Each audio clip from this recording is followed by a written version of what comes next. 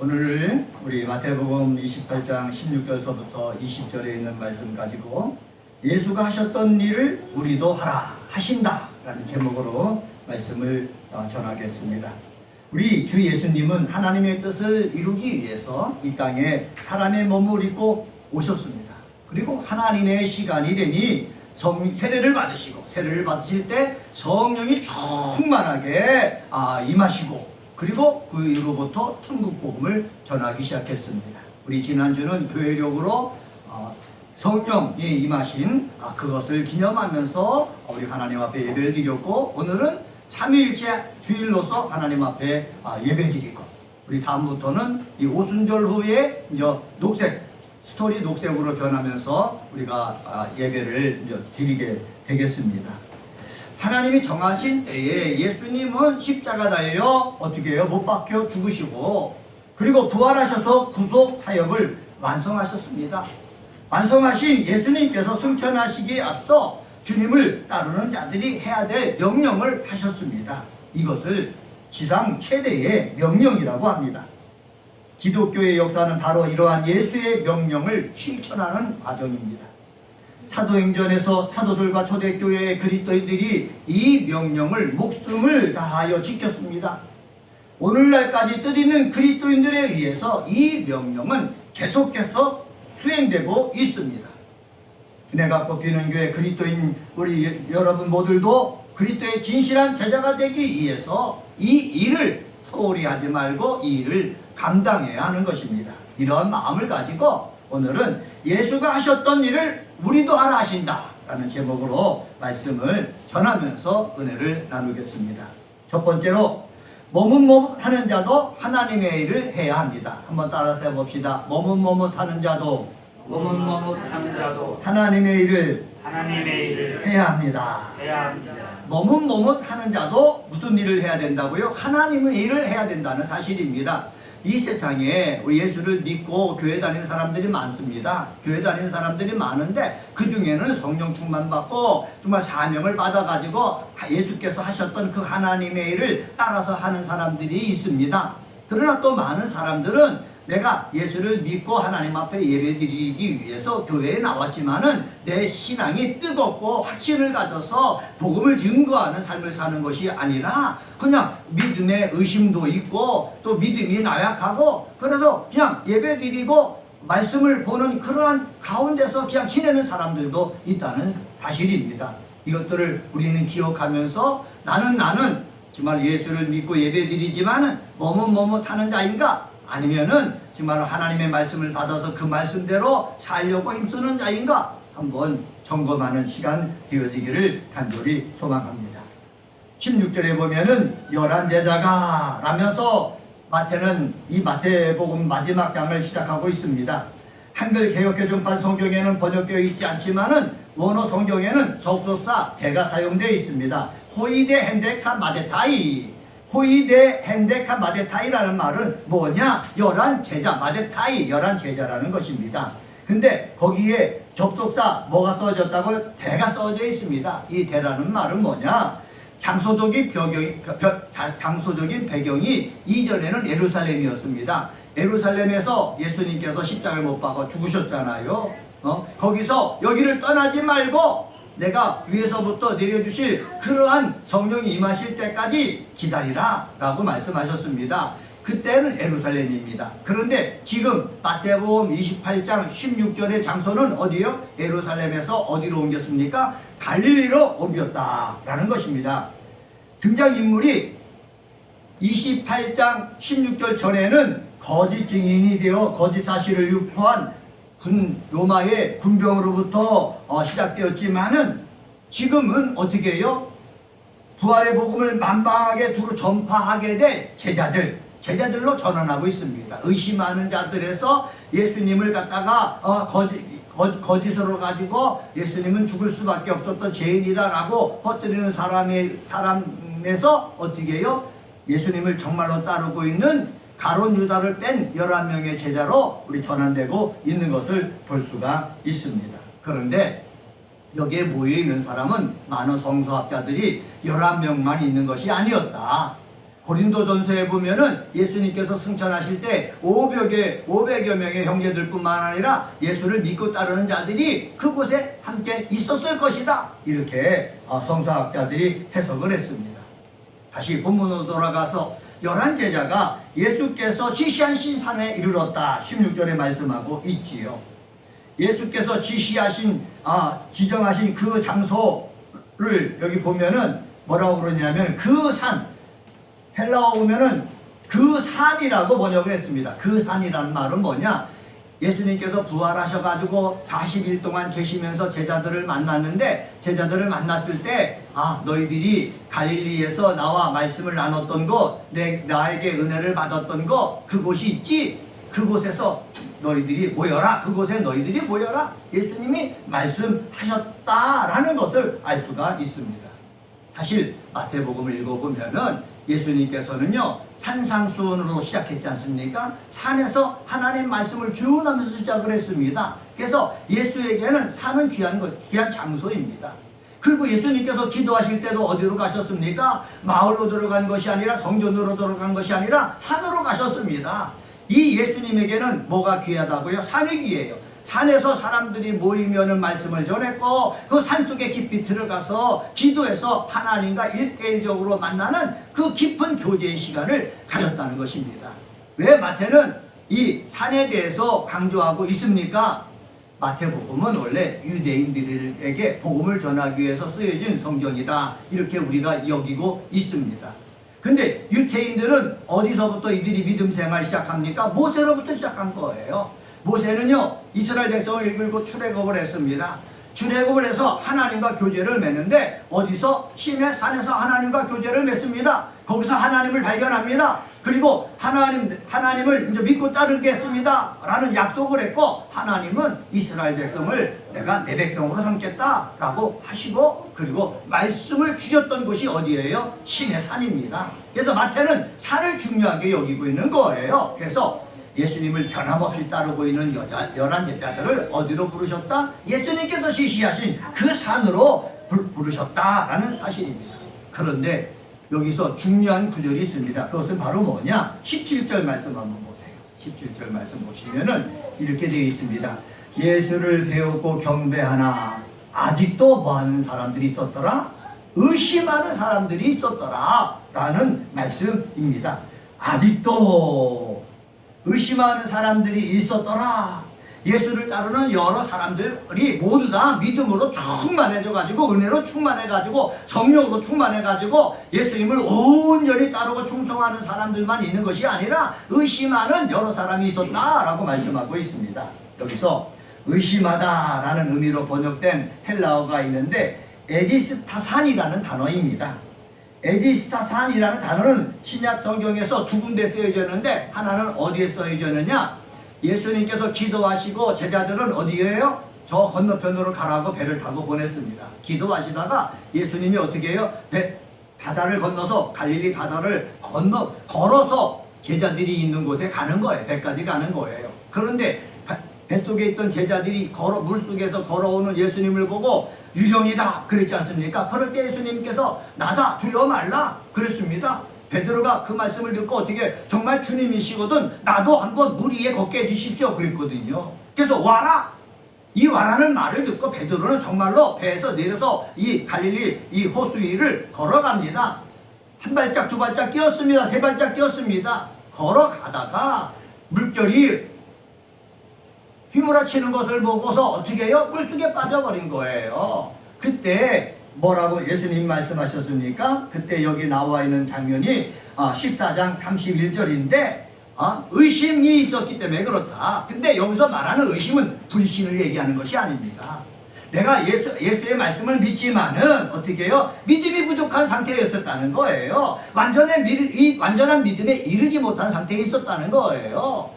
그러니까는 예수를 따르는 11제자, 그리고 예수님을 승천하시는 것을 바라보기에 모이는 많은 사람들, 그런 사람들이 예수의 능력을 보고 예수의 말씀을 배우고 계속해서 따랐지만은 아직도 믿음이 온전해지지 못한 불완전한 믿음의 상태에 있는 사람이 있었다는 거지요. 이런 사람도 어떻게 해요? 예수님이 하셨던 그러한 일들을 어떻게 해요? 하기를 우리 예수님은 원하신다는 것입니다. 그렇습니다. 성령 충만받고 말씀으로 충만해서 믿음이 온전해진 사람도 예수님이 하셨던 그 일을 감당해야 되겠고, 믿음이 불완전하고 온전하지 못하고 연약함이 있지만은 그런 사람도 어떻게 해요? 예수님이 하셨던 일을 하기를 우리 주님은 원하신다라는 사실을 우리는 이 오늘 본문을 통해서 배워서 우리 모두 내 믿음이 강하든 믿음이 약하든 상관하지 말고 예수의 사람이라면은 예수님이 하셨던 그 일을 따라서 하는 귀한 복된 사람 되기를 주의 이름으로 간절히 축원합니다. 두 번째로요, 18절에서부터 20절 상반절을 통해서 찾아볼 수 있는데, 예수께서 하셨던 하나님의 일을 우리도 해야 한다는 사실입니다. 한번 따라서 해봅시다. 예수께서 하셨던 하나님의 일을 우리도 해야 한다. 예수께서 하셨던 하나님의 일을 우리도 해야 하는 것입니다. 18절 말씀서부터 20절 상반절까지 제가 한번 하나님 말씀 봉독하겠습니다. 예수께서 나와 말씀하여 이르시되 하늘과 땅의 모든 권세를 내게 주셨으니 그러므로 너희는 가서 모든 족속으로 모든 민족으로 제자를 삼아 아버지와 아들과 성령의 이름으로 세례를 베풀고 내가 너희에게 분부한 모든 것을 가르쳐 지키게 하라. 예수님이 말씀하신 거예요. 예수께서 하셨던 그 일을 어떻게 해요? 지금 예수님 앞에 있는 11제자, 우리 믿는 사람들을 대표한 11제자에게 하나님의 일을 너도 해야 된다라는 것을 말씀하신 것입니다. 여기서 예수께서 나와 라고 말씀하셨지 않습니까? 예수께서 제자들에게 접근했다는 거예요. 가까이 겠다는 거예요. 이때 나왔다 라고 할 때는 예수님께서 어떤 특별한 할 말이 있다라는 뜻 아닙니까? 예수님께서 제자들에게 가까이 가서 어떤 특별한 그 말을 할 그런 말이 있는데, 그 말이 무엇입니까? 여러분이 잘 알고 있는 말씀이에요. 너희는 가서 모든 민족을 제자로 삼아 아버지와 아들과 성령의 이름으로 세례를 베풀라라는 거예요. 이건 누가 하셨던 것입니까? 예수님이 하셨던 거예요. 예수님이 이 땅에 오셨습니다. 하나님의 때가 되어가지고 세례를 받으셨죠. 성령이 비둘기 같은 모습으로 예수님에게 임하셨다. 조금 전에 제가 말씀드렸지 않습니까? 그러면서 천국 복음을 증거하기 시작합니다. 하나님 나라가 가까이 왔다 증거하기 시작합니다. 증거하면서 어떻게 했습니까? 잃어버린 자를 찾아 나선 거예요. 죄인들을 찾아 구원하기 위해 나선 거예요. 병든 자를 치료해서 하나님 나라의 삶을 사모하도록 계속해서 이끄셨습니다. 이러한 일을 12제자를 택해서 보여주셨고 가르치셨고 함께 했습니다. 왜 보여주셨고 가르쳐주셨고 함께 했습니까? 예수님이 때가 되면은 승천하실 것을 알고 계셨던 거예요. 예수님은 승천하신 다음에 때가 되면은 예수님과 똑같은 다른 보혜사를 보내주시려고 계획하셨던 거예요. 그래서 이 다른 보혜사의 성령이 너희 속에 임하면은 예수께서 했던 그러한 일도 너희들도 해야 된다는 의미의 말씀을 증거하기 위해서 예수님께서 나타나신 것입니다. 예수님께서 지금 이 자리에 있다면 어떤 말씀을 하셨을까요? 믿음이 강한 자나 믿음이 약한 자나 상관하지 아니하고 어떻게 해요? 너희들이 나를 믿으면은 내가 하나님의 일을 했던 것처럼 너희들도 이 세상 삶을 살면서 하나님의 일을 하면서 살라라고 말씀하실 것입니다. 우리도 하나님의 일을 하면서 사는 믿음의 사람이 되시기를 주의 이름으로 간절히 축원합니다. 그럼 하나님의 일이라고 하면은 많은 사람들이 착각을 해요. 많은 사람들은 내가 선교사가 돼갖고 세계로 나가서 복음을 증거해야 된다, 이것을 하나님이라고 생각하고 있거든요. 하나님의 일은 우리 삶 속에 다 주어진 것이 하나님의 일입니다.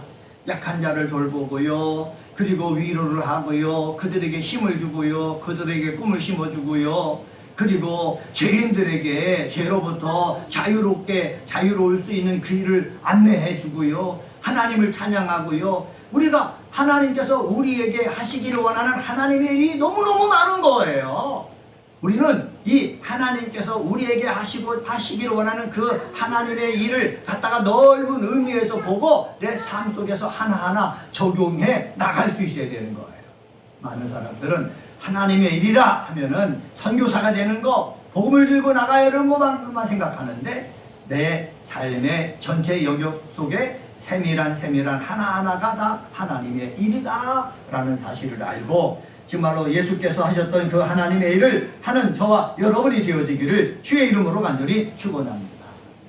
예수께서 하셨던 하나님의 일을 하라고 하시면서 예수님께서 이렇게 말씀하시죠. 19절에 보면은 그러므로 너희는 가서라고 말하고 있습니다. 하늘과 땅의 모든 권세를 하나님이 내게 주셨는데 내가 하늘과 땅의 권세를 가진 내가 말하는데 너희는 가라라는 거예요. 너의 삶의 자리로 가라는 거예요. 교회에서 만 있지 말고 내 가정 속에 들어가서 거기서 하나님의 일을 하라는 거예요. 교회만 있지 말고 너의 삶의 터전에 가서 거기서 무슨 일을 하라? 하나님의 일을 하라는 거예요. 우리는 삶의 자리에서 하나님의 일을 할 수 있어야 되는 거예요. 하나님의 일을 너무 크게 생각하기 때문에 못하고 있거든요. 세밀한 하나하나 그런 것들이 다 하나님의 일이라 생각을 하고 하나님의 일을 할 수 있는 믿음의 사람이 되시기를 주의 이름으로 간절히 축원합니다. 근데 예수님께서 중요하게 여기셨던 하나님의 일이 있어요. 그것은 바로 뭐냐? 모든 민족을 제자로 삼는 거예요. 모든 민족을 제자로 삼는다는 것이 무엇입니까? 그들에게 말씀을 가르치고 삶으로 보여가지고 그들이 하나님을 믿는 사람이 되게 하고 그리고 그들이 하나님을 믿는 사람이 될 뿐만 아니라 그들 자신도 또 다른 사람들을 섬겨가지고 그 사람으로 하여금 믿음을 갖게 하고 그리고 그 사람으로 하여금 약한 자를 돕게 만들고 그 사람으로 하여금 죄의 굴레 속에 있는 자를 자유롭게 하고 또 그 사람으로 하여금 꿈을 심어주고 그 사람으로 하여금 새 힘을 받아서 힘차게 살 수 있도록 해주는 것, 이것이 바로 하나님께서 우리에게 말씀하시는 것입니다. 너희는 가서라는 말을 헬라어 원어로 보니까는 포류멘테스라는 단어를 썼는데 이건 명령부사입니다. 너희는 무조건 가야 된다는 거예요. 세례를 주고라는 말을 보니까는 현재분사예요. 현재분사라는 말은 무엇입니까? 계속해서 만나는 사람들에게 예수를 주라고 고백하면은 그리스도라고 고백하면 그들에게 세례를 줘라 라는 뜻입니다. 가르쳐라는 말이 나오죠. 디다스 콘테스라고 하는데 이 콘테스도 명령분사입니다. 명령분사라는 말은 무엇입니까? 계속해서 너희들로 하라라는 하나님의 지시사항인 것을 알 수가 있습니다. 사랑하는 우리 그리스도인 여러분, 우리는 예수를 사람들로 하여금 전해서 그들로 하여금 예수님께서 12명의 제자를 키웠던 것처럼 우리도 제자 삼는 일을 해야 되는 것입니다. 그러기 위해서 갈 곳에 가고 서로 세례를 줘서 믿음의 사람이 되게 만들고 또 계속해서 가르쳐가지고 그들로 하여금 예수를 따라서 예수의 하셨던 일을 할 수 있게끔 그렇게 주변에서 도와주는 그러한 믿음의 사람이 되어야겠습니다. 이러한 귀한 믿음의 사람들 되시기를 주의 이름으로 간절히 축원합니다. 세 번째로 마지막으로 20절 하반절을 통해서 찾아볼 수 있는데 세상의 완성 때까지 예수가 함께 하심을 믿고 하라는 겁니다. 한번 따라서 해봅시다. 세상의 완성 때까지 예수가 함께 하심을 믿고 하라. 예수가 함께 하심을 믿고 하라. 20절 하반절에 보면은 이렇게 기록되어 있습니다. 볼지어다 내가 세상 끝날까지 너희와 항상 함께 있으리라. 예수님이 말할 때 세상 끝날은 바로 뭐냐? 멸망의 날, 이 지구의 마지막 날이 아니라 완성의 날입니다. 한번 따라서 해봅시다. 예수께서 말씀하시는 세상 끝날은 완성의 날입니다. 이 세상에 있는 사람은 세상 끝날은 멸망의 날이에요. 지구 종말의 날이에요. 이 세상의 모든 것이 없어져 버리는 날이에요. 근데 예수께서 말씀하시는 끝날은 뭐냐면 완성의 날이에요. 예수님께서 이 땅에 온갖 마귀적인 세력들, 어둠의 세력들을 다 심판해가지고 정말로 하나님의 통치가 온전히 이루어지는 그 완성의 날이 끝날이에요. 이 끝날이 되기까지는 어떻게 해요? 어둠의 세력들, 마귀적인 세력들, 권세자들이 날뛰고 있는 거예요. 제가 목사이지 않습니까? 목사인데도 불구하고 어둠의 세력들, 더러운 귀신들, 권세자들이 계속해서 날뛰고 있어요. 날뛰어갖고 어떻게 해요? 믿음이 약해지게 만들게, 믿음이 불완전하게 만들게 그렇게 날뛰고 있다는 거예요. 그러면 저만 그렇습니까? 아니에요. 우리 오늘 예배드리는 우리 그리스도인들 삶도 마찬가지예요.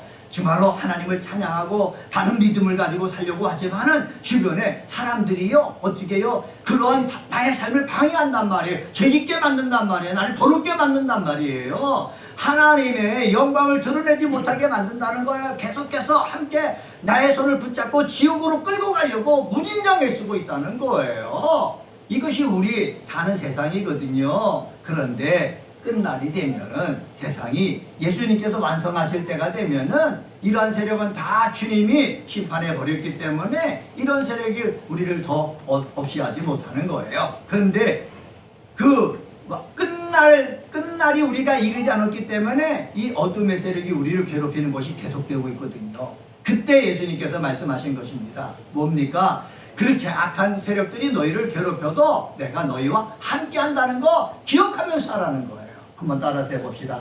하나님이 항상 함께 하심을 기억하면서 살자. 하나님이 늘 함께 하시면서 기억하면서 살라고 말씀하시는 거예요.